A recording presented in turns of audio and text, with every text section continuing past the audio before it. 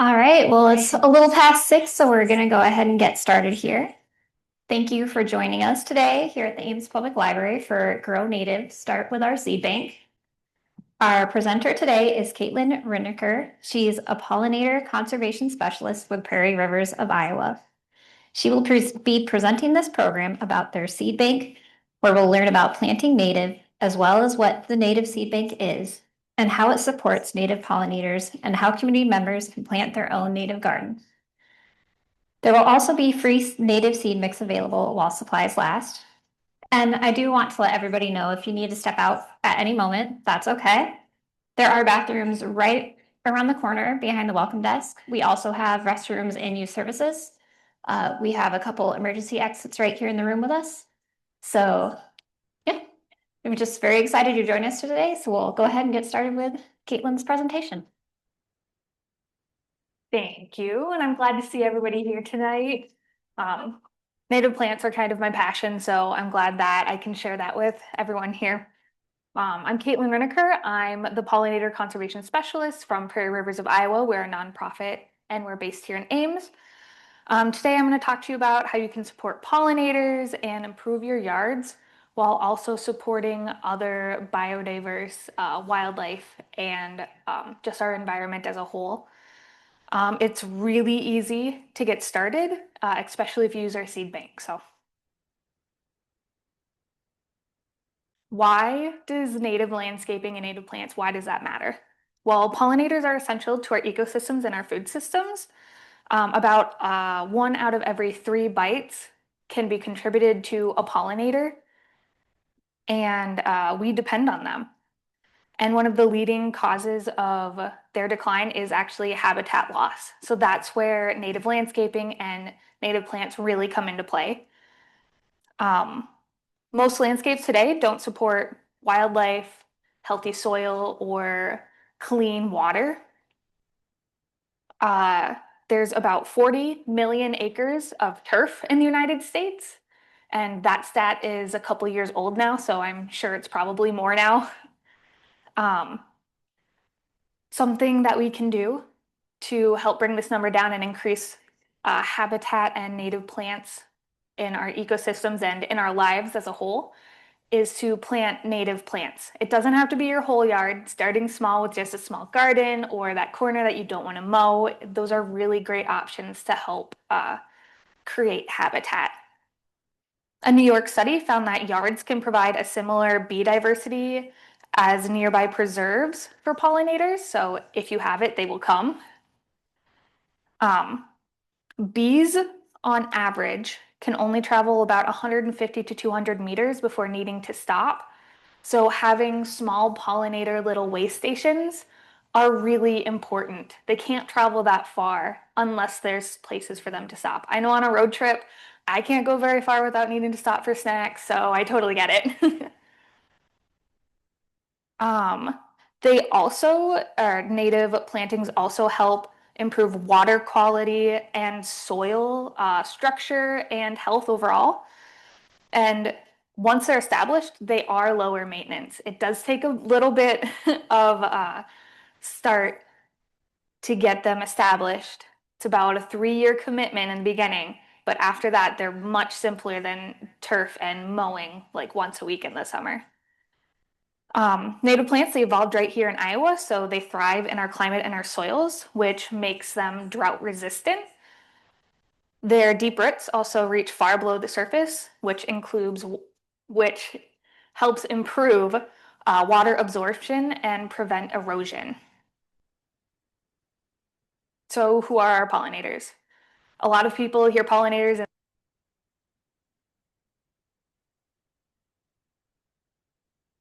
not native to Iowa or the United States, right? So there's bumblebees, there's mining bees, all of these bees. They're wonderful, we love them, but there's a lot more than just bees. There's butterflies, moths, flies, beetles, wasps, ants. Really any animal that moves pollen from flower to flower is a pollinator, and they're doing us a service. Iowa has over 300 species of native bee, 110 different species of butterfly, and roughly 2,000 different species of native moth. Just think of that.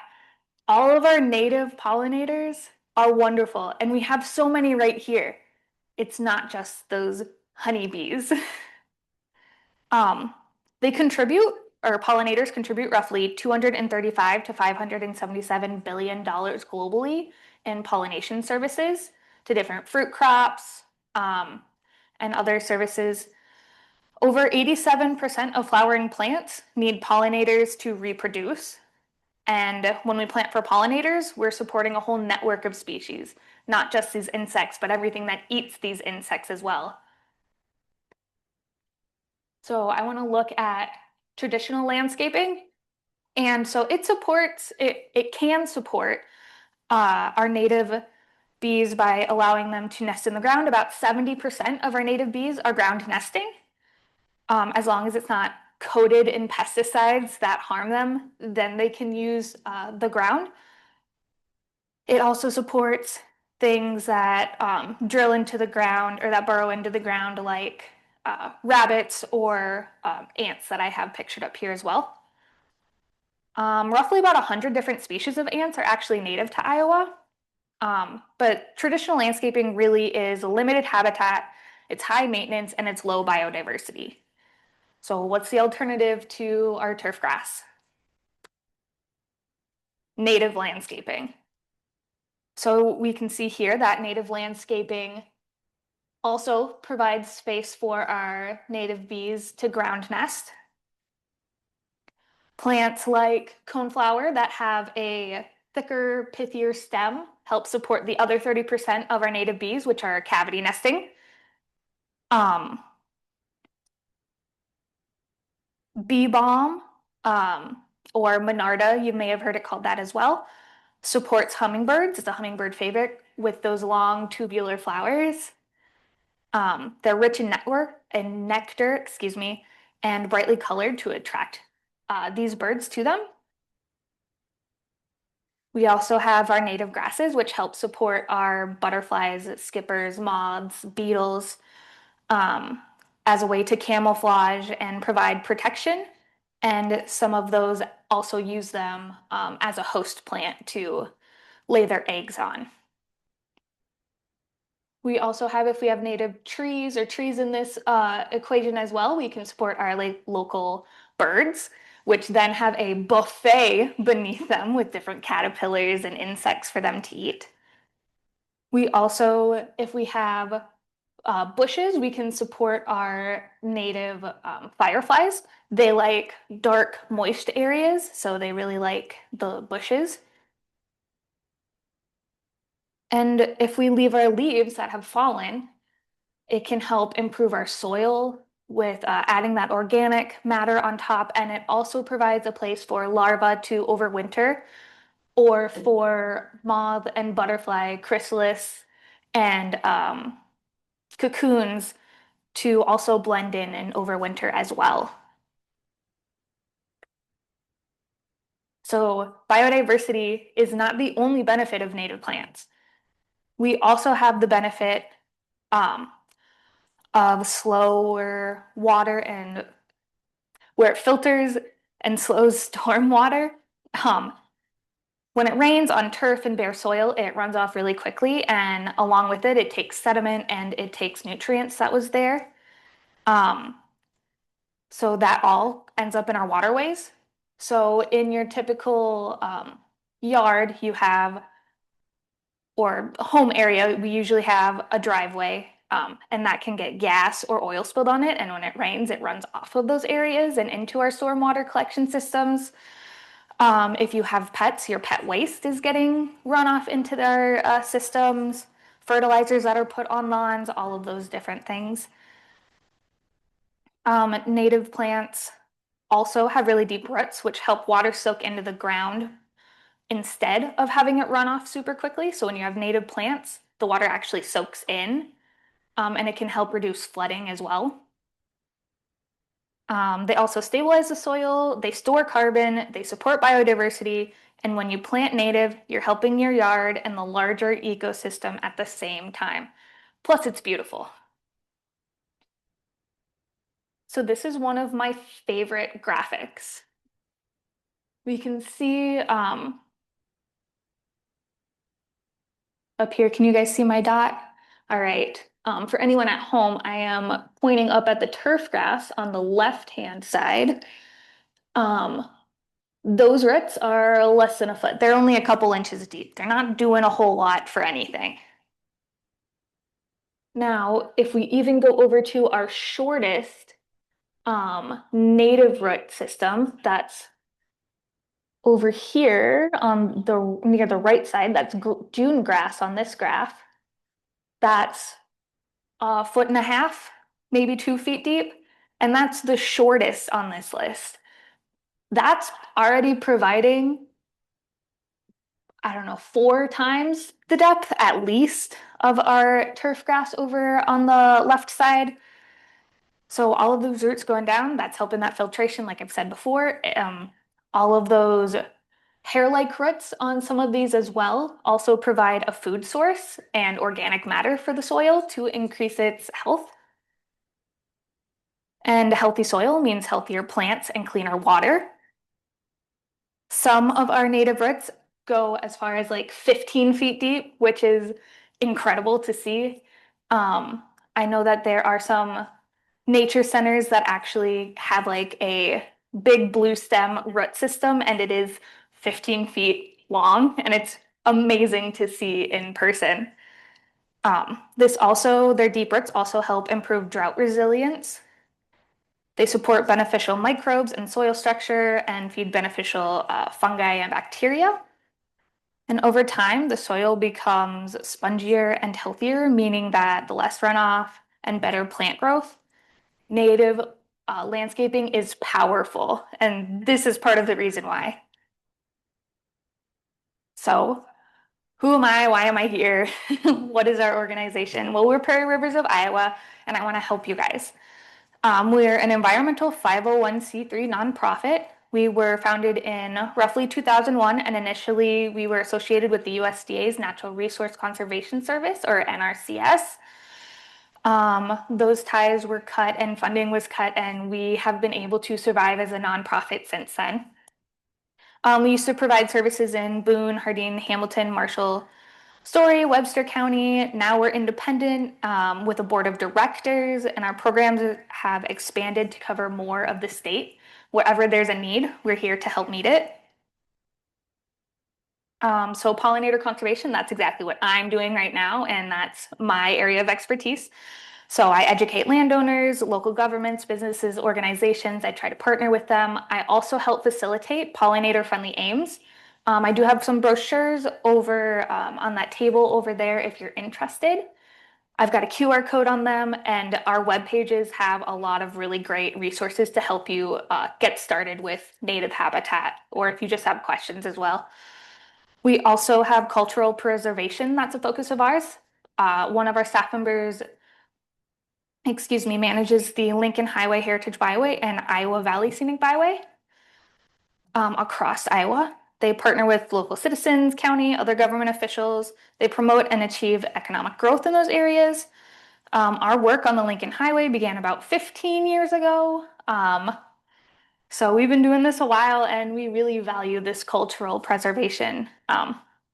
We also focus on water quality. That's data analysis, testing, communication, helping landowners and producers improve soil health and reduce nutrients and harmful bacteria that is leaked into our waterways. So how can we help you? Well, we support our community in a few different ways through like workshops like this, webinars. We can help you with design and planting advice. Shoot me an email. I would love to help you. My business cards are over there, or my contact information will be at the end as well. We create a lot of educational resources, and we have a lot of community partners, like I've already talked about, pollinator-friendly aims. So those are both of those PDFs should be on our web pages as well for you to look deeper into, and I have a couple print offs. If you're interested in getting started, you do not have to do it alone. I want to help you. So our native seed bank. We're open Monday through Friday, 9 to 4. If those times don't work, please email me or call us and we can find a time that works for you. One of our main goals is to get seeds into the ground and create this habitat. We also want to make seeds accessible to everybody. Native plants are important. So it is a free will donation system. So take what you need, but give what you can. Your donations help support staff time, like what I'm doing today. It also supports uh, buying new seed if we can't harvest it ourselves. Um, the seed that we buy is high quality and a lot of our seeds are local. We do harvest them ourselves, and I sit in my office and clean seeds for hours. If you're interested in cleaning seeds or that process, let me know, and I would love to have you volunteer. Um, we're happy to help you choose the seeds and answer any questions when you come in. So, a couple rules of thumb. We're going to get into planting and kind of what happens with a native area. So, first of all, you want to plant blooms in spring, summer, and fall. Typically, the best is to have 3 species in each of those seasons. So that would be 9 different species total. And that helps have blooms throughout the season. And excuse me, then pollinators have a buffet all year long. Um, Continuous blooms mean continuous food for these little guys. We also want to use a variety of shapes and colors. So I've got right behind me or on the left side of the screen, I've got Virginia bluebells. Those are a trumpet type shape. So hummingbirds are gonna love those. Long-tongued bees are gonna love those because smaller tongue or short-tongued bees and other pollinators can't quite get to those resources. So it's just for those larger ones. And different species mean you're supporting different pollinators. There are specialist bees. That means they only eat a certain type of nectar from a specific flower. Butterflies prefer flat-topped or clustered flowers like cone flowers. I've got black-eyed Susan on the right side of the screen here. That creates a nice landing spot for them to stop and stop and sit while they sip. Um, You want to keep it native when possible because these are the plants that evolved here and they co-evolved with our native pollinators. So that's specifically what they're looking for. And then you want to avoid pesticides whenever possible, especially neonicotinoids. Um, I've got the 5 common ones up there. If your pesticides have those in them, they are going to really target pollinators and hurt them. Even a little amount really hurts them. An example of planting throughout 3 seasons would be Ohio spiderwort, which is our large purple flower up there. That is a spring bloomer. We've got showy tick trefoil. That's the pink flower here. That's a summer bloomer. And we've got stiff goldenrods, which are um, our second, actually our first yellow flower up there. And those are fall bloomers, especially in the fall. You can really see that they're completely covered with pollinators. It's truly something to sit next to one and just hear a buzz. And all of these species can be found in our seed bank as well. So when you're picking a spot, you want the right plant in the right spot. You want to look at the soil type and sun exposure. Is the soil sandy? Is it well draining? Is it clay? Is it wet? Um, is it full sun, partial, shady? All of these things are really important because you don't want to put a wetland species in a really dry area. It's not going to do well. It's probably going to die. You want to start small, especially if this is your first time planting with native species, because it is a little bit of a learning curve. It does take about 3 years for them to fully establish. Um, and you can always expand over time. It's a little bit harder to make it smaller over time. And this way you'll also learn what works best for you, your site, um, before you expand. A couple super easy opportunities are under trees that have low-hanging branches that you don't want to mow under, or the corner that's hard to get to. Um, Around your mailbox is also a good place. In your parkway between the sidewalk and the street is also a really great place. You just have to watch your local ordinances to make sure that you're not violating any height restrictions.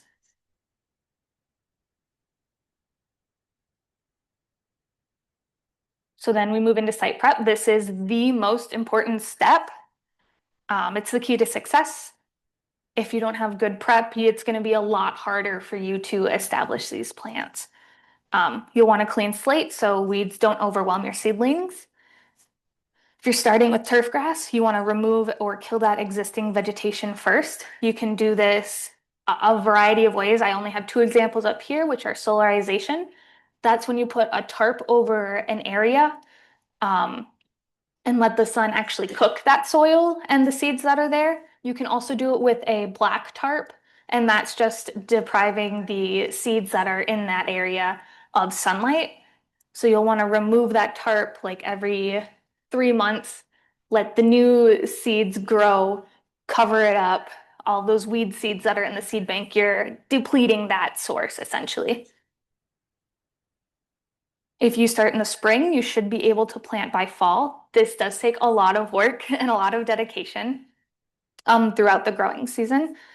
You can also use herbicides to treat the area. You just want to make sure that you are following directions on the container. That is very important. A lot of mistakes happen when those directions aren't being followed. If you can spot treat areas rather than broadcast spraying, that's a lot better as well. Um, Herbicide is a really good tool, but that's just one tool out of our entire toolbox, right? And that's completely up to you. You also want to avoid tilling um, because that'll bring new seeds that are in our seed bank. So the seed bank is where all of the seeds that have fallen throughout the season, they're stored in the soil. If you till, all of the weed seeds will come up to the surface, and that's no good. That makes it a lot harder. If you're using a garden bed, you just want to remove any weeds, add some compost in there, and prep that bare soil. Just rake through it maybe once. So actually planting, if you're using seeds, you'll want to plant in the late fall or early spring. This is because native plants need a cold period before they will germinate. That's what they're used to, so that's what they require. They need probably 30 to 60 days of cold, wet conditions to really germinate. Um, Label the areas that you plant in so that you know exactly what's there and you don't accidentally pull it when it starts growing. You want to mix with a carrier, and that is essentially something that's going to help make sure that you aren't spreading too much seed at one time if you're hand broadcast seeding. So that's going to be like sand or rice hulls is common as well. You want to press them into the soil, like walk on top of them. You do not want to bury them. Um, they need good soil to seed contact, but when they're buried, they just don't like that. It's too deep. They're used to just being set right on top and let go. So, and you'll want to water that area if it's not too cold yet. If it's cold, if it's in the fall, then definitely you don't need to water them. Just let them go. The the winter snow and rains that will help water them, and that's all they really need. If you're using plugs, which are basically started plants already, they're about a year old, then you just want to plant them in the spring after the last frost. You want to dig the holes small, just big enough for that little bit of soil that they're in to go into the ground. You don't want to disturb it too much. Again, for the weed seeds, you want to water those in well, and you can mulch the areas. Um, that's optional, but it does help suppress a lot of weed competition, especially while those are growing.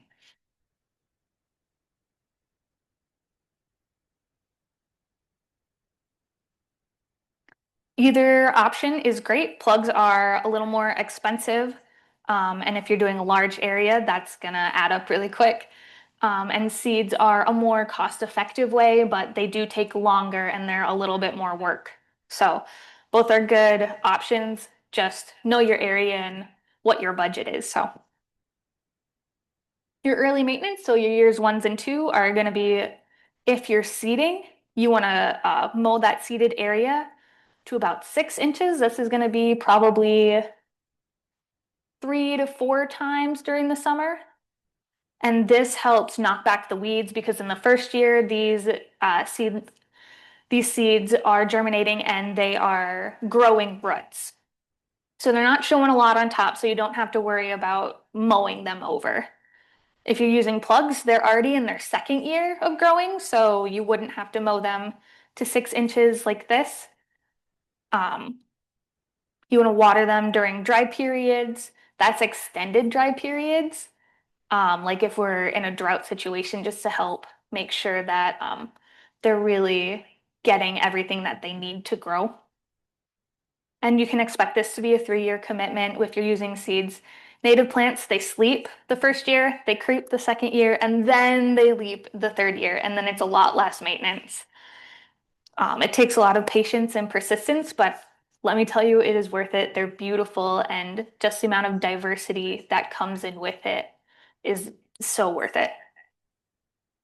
So, your long-term care, if you're able to, you're going to mow or burn every 2 to 3 years after establishment. I know if you're using a garden bed, you're not going to burn it, or if you're in town, that's not as feasible. So, mowing also helps create disturbances. Prairies are used to natural disturbances. Our native plants are used to natural disturbances, so that's what they can need. You also want to spot treat weeds.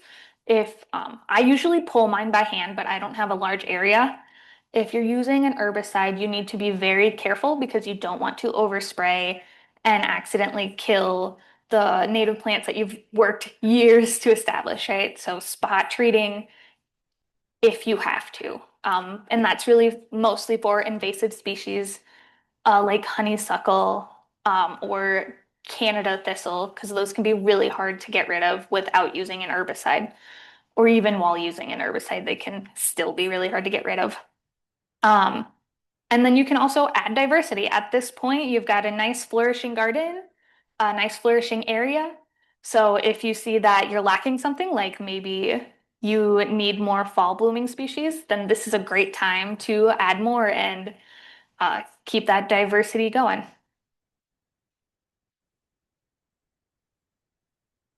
So they are lower maintenance after they're established. By this point, they're pretty well established. You don't have to mow them, you don't have to fertilize them. You really shouldn't have to use herbicides except for spot treating. Um, and that's going to save you time in the long run.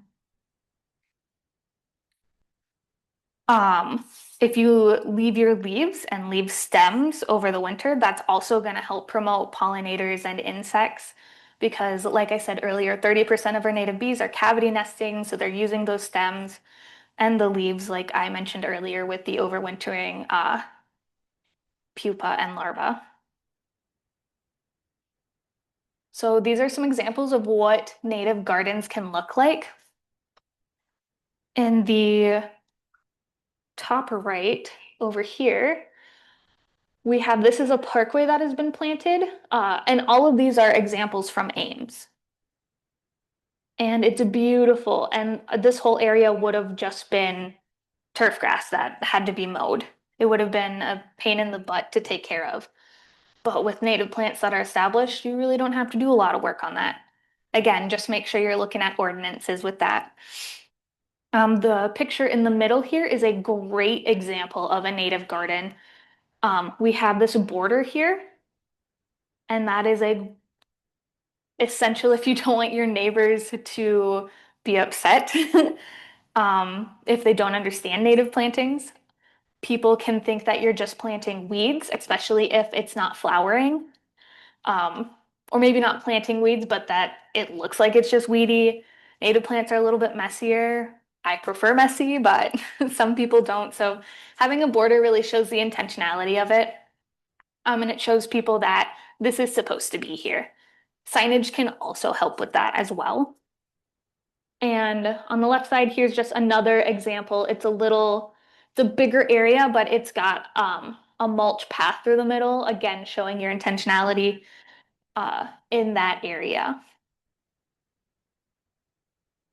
It's got healthy soil, colorful blooms, and lots of pollinator activity. So they're beautiful, and I would definitely hang out in them.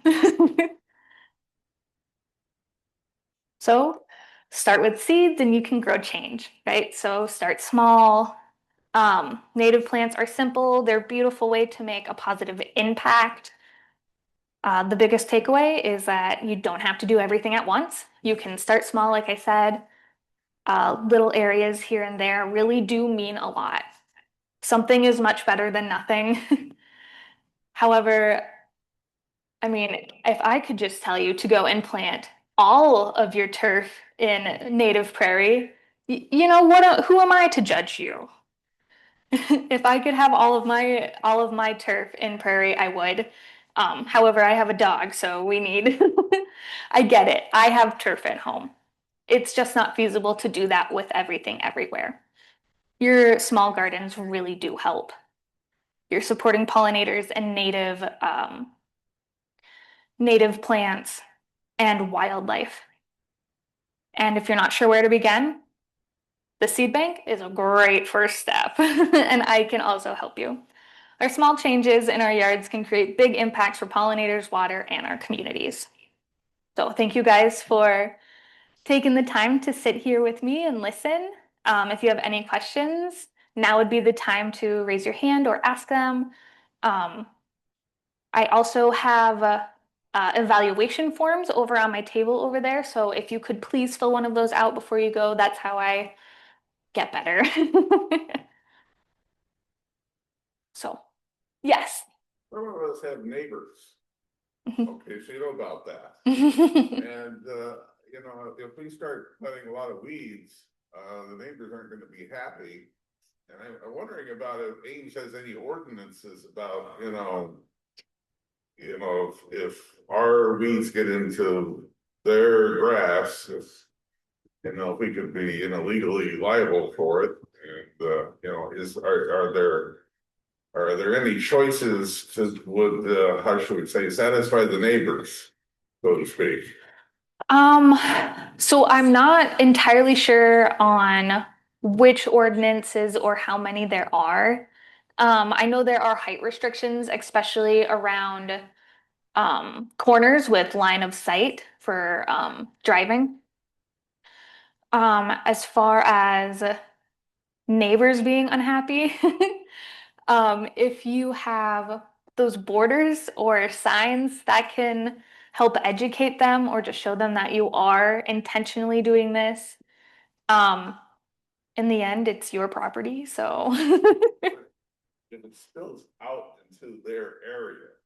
if it spills into their area. It's gonna creep or it's gonna release seeds or something bad. I mean, are there any, like to say, non-creeping and non-spreading choices that we could use that would satisfy the neighbors? Non-spreading native plants. Um, I mean, plants in general, they do release seeds and they do spread over time. That's just happens. So probably Some spread more than others. yes, some do spread more than others. I can tell you a handful not to plant, but I can't tell you which to plant. I mean, you'd probably want to stay away from partridge pea that easily spreads. Also, its seed pods like spring open, so they fling their seeds pretty far. And yarrow also spreads very readily. Um, bee balm would also spread in the mint family, or it is in the mint family, so I would assume it is more readily spreadable as well. Um, Otherwise, a good way to keep your native areas contained would be to probably just mow around the edge of them, because that'll keep all of that growth down on the borders. Other questions? Yes. What herbicides do you recommend that could be used on a temporary basis so that the seeds can germinate later? I mean, the herbicides stick around for a while.